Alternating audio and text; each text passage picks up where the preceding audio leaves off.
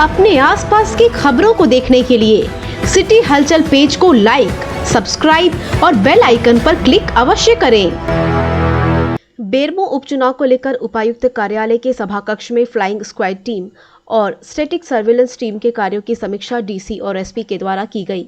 इस समीक्षा बैठक में टीम के सभी सदस्यों के साथ चुनाव में तैनात सभी अधिकारी मौजूद रहे।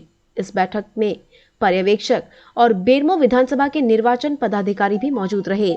बैठक में उपायुक्त राजेश सिंह ने सभी अधिकारियों को निर्देश दिया कि जो कोई भी राजनीतिक दल चुनाव प्रचार कर रहे हैं, वह अगर चुनाव आयोग के द्वारा जारी दिशा निर्देश और कोविड-19 गाइडलाइन के खिलाफ कार्य कर रहे हैं तो उनके खिलाफ सख्त कार्रवाई की जाए।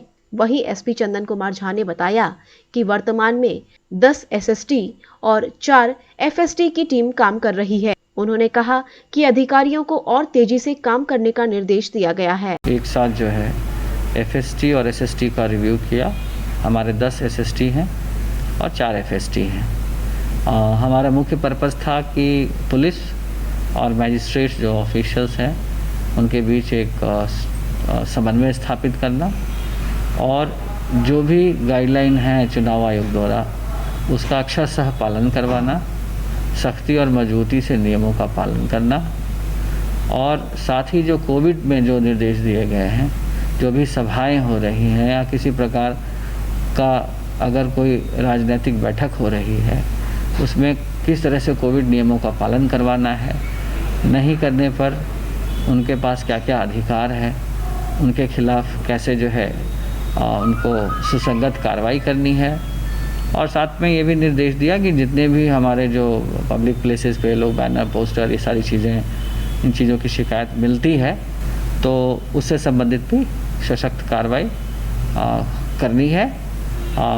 और अभी तक हाल फिलहाल चीज़ें हमारी जो है दुरुस्त चल रही हैं, लेकिन ऑफिसर्स को और मजबूती से जो है इसको जारी रखना है और उनको काफ़ी जो है सेंसिटाइज करने के लिए, एनकरेज करने के लिए ये बैठक बुलाई गई। और इसी कारण से हमने उनको कहा कि जो है अगर कहीं मास्क नहीं पहना जा रहा है या डिस्टेंसिंग जो है आप नहीं मेंटेन करवा पा रहे हैं तो उन पर बिल्कुल सुसंगत कार्रवाई कीजिए।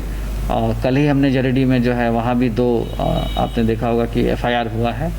तो हमारा टारगेट ये है कि इस ढंग से जो है हमारे ऑफिशियल्स को और हमें चीज़ों को कार्यान्वित करना है कि अगर कोई किसी प्रकार की गलती करने की कोशिश भी करे या सोचे तो वो कम से कम जो चुनाव के नियम हैं, जो निर्देश हैं, उससे वो कम से कम एक बार के लिए सोचे कोई गलत काम करने से पहले। और अगर इस तरह की हम लोग सख्त कार्रवाई करते रहे तो इस तरह की घटनाएं और कम हो जाएंगी। ये आज जिला प्रशासन के द्वारा डीसी, एसपी और एक्सपेंडिचर ऑब्जर्वर भी उसमें उपस्थित थे।